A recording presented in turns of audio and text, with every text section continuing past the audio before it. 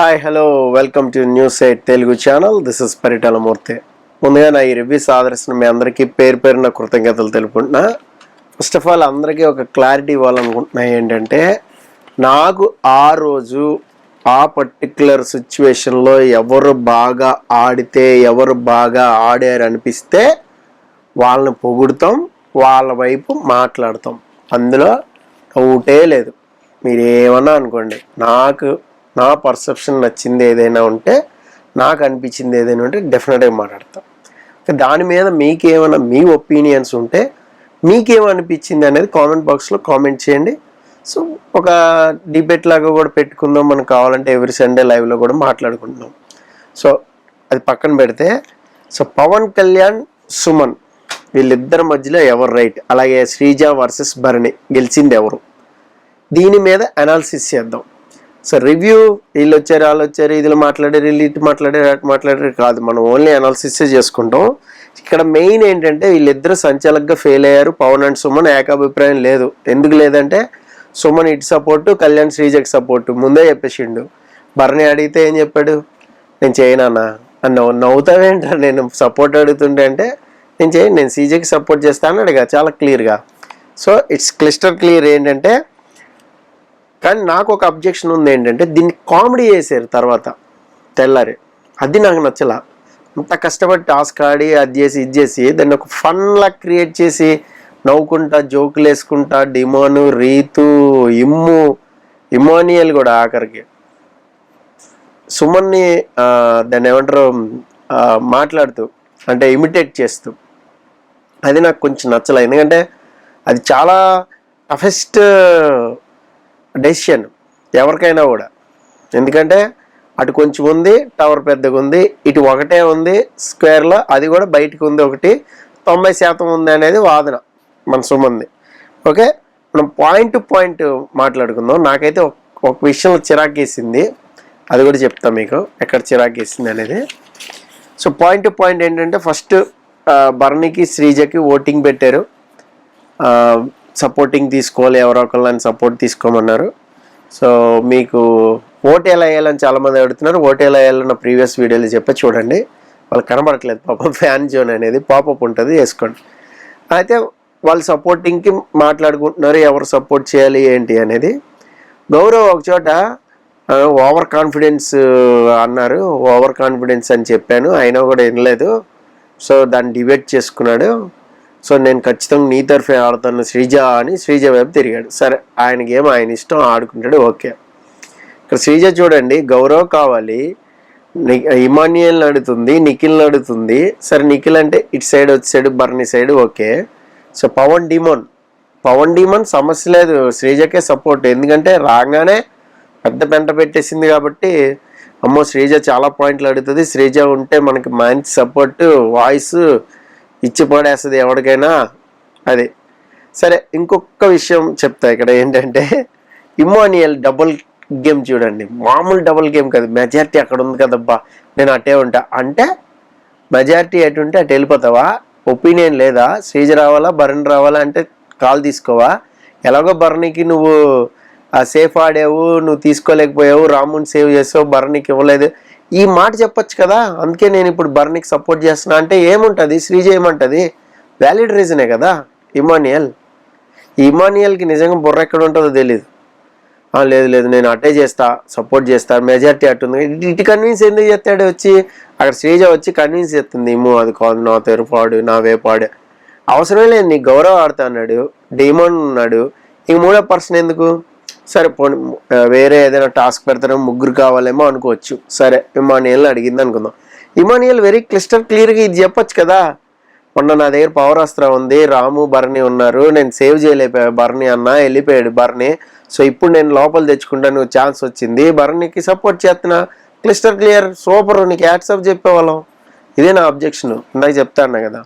So అక్కడ double standard అయితే చూపించాడు. నాకు ఎందుకనో అదైతే నాకు నచ్చలా. కొంచెం అది అనేది లేదు మనోడికి. సరే వాట్ ఎవర్, ఇంకా గేమ్ స్టార్ట్ అయింది. పవన్ డిమోను, గౌరవ్ శ్రీజకి, మనకేమో నిఖిల్ను, ఇటు సైడ్ భరణికి, వీళ్ళకి బర్నియన్ టీంకి. ఇంకా తనూజ మిగతా బ్యాచ్ అంతా ఇటు సైడ్ ఉన్నారు, సంజన కొంతమంది బ్యాచ్ అటు ఎంకరేజ్ చేస్తూ ఉన్నారు. Okay, that's okay. గేమ్ పర్సనల్గా అయింది తెలుసా. నాకు అబ్జెక్షన్ ఏంటంటే డీమోన్ పవన్ ఎట్లా పడేసాడంటే, మీరు లైవ్లో చూడండి, బర్నీని ఇట్లా ఎత్తి ఇట్లా పడేసాడు. ఆయన ఏజ్ ఎట్లా ఆడి డీమోన్ పవన్ ఆపాడంటే హ్యాట్స్ ఆఫ్ బర్నీకి. నిజంగా చూసుకోవాలా. ఈ కచ్చి ఇప్పుడుది కాదు, బెడ్ మీద నుంచి తోసాడు కదా, అప్పటి నుంచి ఉంది డీమోన్కి, మామూలుగా లేదు. చాలా పర్సనల్గా ఆడాడు డీమోన్ పవన్ అని నాకు అనిపించింది. మీకు కానీ అనిపిస్తే కామెంట్ బాక్స్లో కామెంట్ చేయండి. It's not at all fair. Maybe నువ్వు విన్నర్ అవ్వచ్చు కాక, ఫ్యాన్ బేస్డ్ ఉండొచ్చు కాక, ఏదైనా కావచ్చు కాక, బట్ ఫెయిర్ గేమ్ అయితే కాదు. పర్సనల్గా తీసుకుని ఆడాడు. మీకు కావాలని మళ్ళీ వెళ్ళి చూడండి, లైవ్లో క్లిప్పులు దొరుకుతాయి మీకు, అక్కడక్కడ దొరికితే చూడండి. చాలా పర్సనల్గా ఆడాడని నాకు అనిపించింది. అది ఒక్కటే నాకు అబ్జెక్షన్. చాలా చిరాకేసింది డీమోన్ పవన్ అంటే. ఇక్కడే కాదు, ఇంకో సందర్భం కూడా చెప్తా, చాలా చిరాకేసింది డీమోన్ పవన్ అంటే. సో ఎక్కడ కూడా చెప్తా నేను. ఇక్కడ చూడండి, అది పర్సనల్గా ఆడాడు, ఒక పాయింట్ చెప్పా. రెండో పాయింట్, అక్కడ బజర్ మోగంగానే మీకు ఒక స్క్రీన్ షాట్ చూపిస్తుంది చూడండి. బజర్ ఎక్కడ మోగిందో కరెక్ట్ ఎగ్జాక్ట్ స్క్రీన్ షాట్ ఉంది చూడండి. జస్ట్ ఇంకా ఇంచి, ఇది బాక్స్ అనుకోండి, ఇది బాక్స్ అనుకుందాం, ఈ ఎడ్జ్లో ఇంత ముక్క ఉంది, ఇంత ముక్క ఎడ్జ్లో ఇంత, అంటే 10% కూడా లేదు, సుమన్ సెట్ చెప్పినట్టు. సో స్క్రీన్ షాట్ కూడా చూసారుగా, కరెక్ట్గా అదే ప్లేస్లో మోగింది బజర్. ఇక్కడ బిగ్ బాస్ కూడా ఏంటంటే, బజర్ ఎప్పుడు ఎవరి టవర్ పెద్దగా ఉంటే మోగించాలనేది బిగ్ బాస్ చేతిలోనే కదా ఉంటుంది. అప్పుడు బిగ్ బాస్ ఎవరి టవర్ ఎక్కువగా ఉందో చూసుకుని లాగేచ్చు కదా, టైమర్ ఏం లేదు కదా. ఈసారి టైమర్ పెట్టాలి ఇలాంటి గేములకి. ఇక్కడ బిగ్ బాస్ సిస్టమ్ అయిపోద్ది అప్పుడు. సో శ్రీజది కరెక్ట్గా ఉందని కానీ బజర్ కొట్టేస్తాడు, లేదా బర్నీది కరెక్ట్గా ఉందని కానీ బజర్ కొట్టేస్తాడు. సరే, అది తర్వాత అనాలిసిస్ చేసుకుందాం. సో ఇక్కడైతే మహానటి మాధురి గురించి మాట్లాడుకుందాం. ఫస్ట్ బజర్ మోగంగానే ఏ మనం గెలిచామని ఇమ్మనియల్కి వెళ్ళి క్లాప్స్ కొట్టి అబ్బా సూపర్ ఎస్ అంది.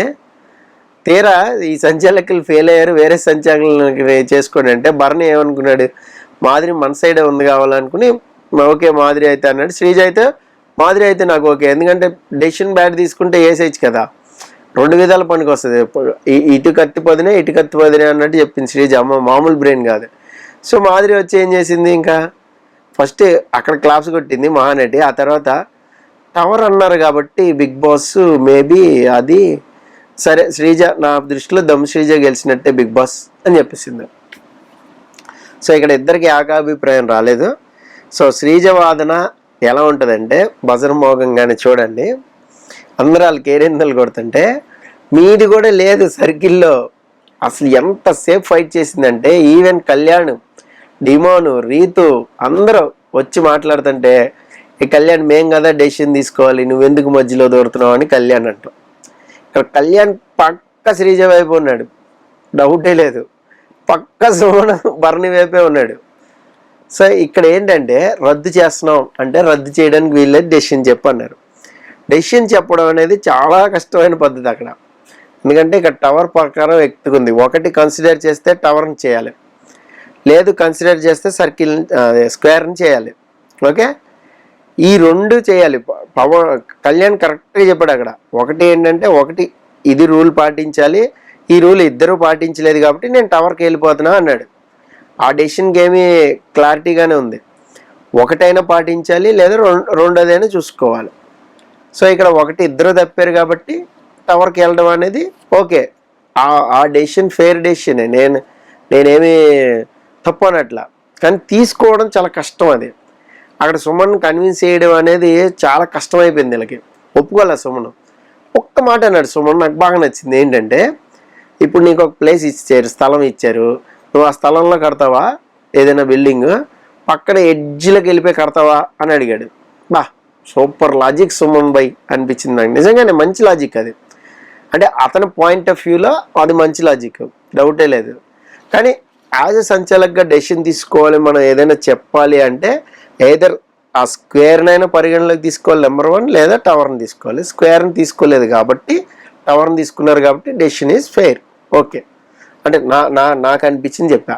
మీకేమనిపించిందో కామెంట్ బాక్స్లో కామెంట్ చేయండి, ఎందుకంటే ఇలాంటివి నాకు చాలా వినాలని ఉంటుంది. సో మనం డిబేట్ కూడా పెట్టుకుందాం కావాలంటే ఇది. అయితే ఇక్కడి నుంచి ఆర్గ్యుమెంట్ ఇద్దరికి అనేది జరిగింది. ఈ టాపిక్లో ఎవరికి వాళ్ళే కరెక్ట్ అని డిసైడ్ అయిపోయారు, అబ్బా డౌటే లేదు. కానీ తెల్లారి దీన్ని ఫన్ చేశారు చూడండి, బా నాకైతే అసలు చిరాకేసింది. నిజంగా కళ్యాణ్ ఫ్యాన్స్ ఎవరైనా ఉంటే కామెంట్ చేయండి. ఎంత వెకిల్గా నవ్వుతూ ఇచ్చేసాడు, కామెడీ చేసాడంటే మా డెసిషనే రైట్ అలా అసలు వినట్లేదు. సుమన్ చెప్తుంటే వినట్లేదు, చూడలేకపోయాం అజ్జులు.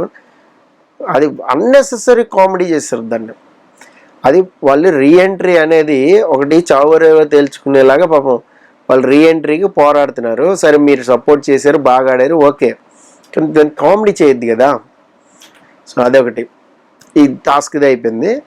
ఇక చాలామంది అడుగుతున్నారు తనూజ లొల్లి, ఫుడ్ దగ్గర తనూజ లొల్లి. ఎస్, అక్కడ ఏంటి అంటే మిగిలిపోయిన అన్నం ఎవరైనా తినచ్చు, బట్ చెప్పి తింటే అయిపోయేది కదా అనేది మెయిన్ పాయింట్. దానికి ఇద్దరి మధ్యలో ఇక్కడ డెసిషనే ఇది ఉంటే హిట్ ఆఫ్ ది మూమెంట్లో ఉంటే అక్కడ ఇంకొక లొల్లి అనేది మొదలైంది. ఇంకొకటి ఏంటంటే అక్కడ కిచెన్లోకి వచ్చిన తర్వాత మాధురితో కూడా ఫైటింగ్. మాధురితో ఎందుకు ఫైటింగ్ అంటే మాధురి డెసిషన్ శ్రీజకి ఇచ్చింది, అది ఇష్టం లేదు. అది డైరెక్ట్గా చెప్పొచ్చు కదా తనుజ, ఎందుకు డొంక తిరుగుడు మనకి, ఫుడ్ మీద పెట్టు దాని మీద పెట్టు, ఎందుకు అవసరమా? అలాగే అక్కడ సంజన తింటుంటే ఆర్గ్యుమెంట్ అవసరమా? తినిచ్చిన తర్వాత చెప్పాలి కదా, ఆమె ఎక్కువ పెట్టుకుందో తక్కువ పెట్టుకుందో వాట్ ఎవర్, ఫినిష్ చేసిన తర్వాత అడుగు, మెల్లగా చెప్పదే సంజన గారు అలా కాదు, మీరు ముందు వెళ్ళి పెట్టుకోవద్దు, ఇది నెంబర్ ఆఫ్ టైమ్స్ చెప్తున్నాను, మళ్ళీ చెప్తున్నాను అని చెప్పండి. కిచెన్ డిపార్ట్మెంట్ డీల్ చేయడం అంత ఈజీ కాదు. ఇదే విషయం దివ్య దెబ్బలాడింది కదా మాధురితో, నేనమ్మా నాకు తెలుసమ్మా తల్లిలాగా నేను ఇంతే తీసుకున్నానమ్మా అంది కదా. అప్పుడు వీకెండ్ ఏం పెట్టారు, వీకెండ్ రేషన్ మేనేజర్ని మార్చారు కదా. సో మాధురికి ఇచ్చి దివ్యకి గడ్డి పెట్టారు కదా, వాళ్ళకి తెలుసు అని. అలాగే ఇక్కడ సంజన కూడా, అరే నేను ఇంత పెట్టుకున్నాను, నువ్వే సెకండ్ టైం పప్పు వేసావు, నీకే గుర్తులేదు, అందుకని కొంచెం రైస్ పెట్టుకుని తింటున్నాను, ఎందుకు అది అంటే, ఇప్పుడు తినేటప్పుడు పోక్ చేస్తే ఎట్లుంటుంది, ఎవరికైనా బాధ కలుగుతుంది. అది సంజననే కాదు, ఎవరికైనా.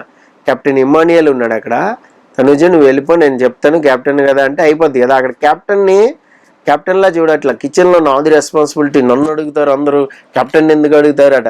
అక్కడ గౌరవ్ వచ్చి టీ అడిగాడు దివ్యాని. సో ఇస్తే ఇవ్వాలి, లేదంటే టీ అంటే కొంచెం కష్టం ఇప్పుడు, సరే కెప్టెన్ చెప్తే ఇస్తా అంటే అయిపోద్ది కదా. నీ సొమ్మేం పెడతలేదు కదా, బిగ్ బాస్ సొమ్మే కదా నువ్వు పెట్టేది, అని నీకు ఇస్తే అందరూ మొదలెడతారు, ఎందరు చేస్తా ఇవ్వండి, రేషన్ లేకపోతే చెప్పండి బిగ్ బాస్ కెప్టెన్కి చెప్పండి అని అందరూ తాగేసరి అయిపోయింది. ఒకళ్ళు కొన్ని తాగుతారు, కొంతమంది ఫుడ్ తక్కువ తింటారు, కొంతమంది ఎక్కువ తింటారు, వాళ్ళ పోర్షన్ ఎవరికైనా ఇచ్చుకోవచ్చు.